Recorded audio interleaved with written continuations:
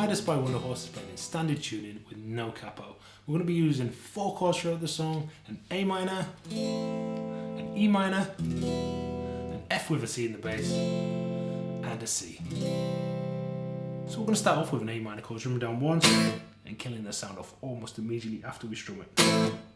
We're then going to muted hit and an up strum on an E minor.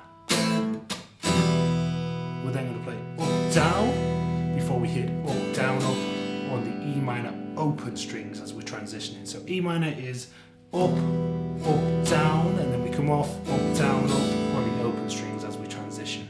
So A minor, E minor, and then the open strings coming at the end there. And slower. And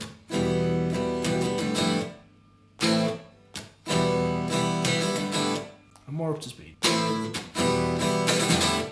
We then go to an F over C, which is 3rd fret on the A, 3rd fret on the D, 2nd fret on the G, and 1st fret on the B. We don't need the high E or low E strings in there. And this rhythm's slightly different. We've got a down, up, and then a muted strum, before we finish off with the same rhythm as we did for the E minor chord, but this time with a C chord. So up, down, and then the up, down, up on the open strings. So C, up, down, and then the open strings at the end there.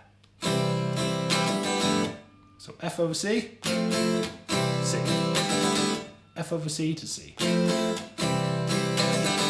If we put that together slowly, we have the A minor, E minor, F over C, C.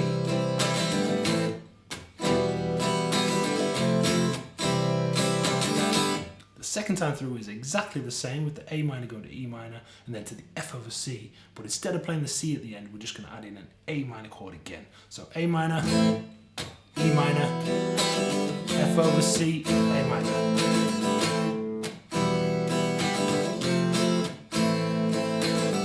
Exactly the same rhythm. So those 2 chord progressions are played back to back.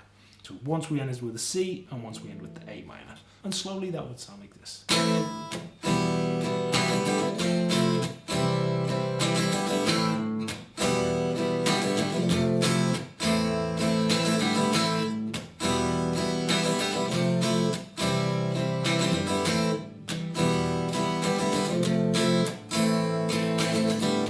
More up to speed.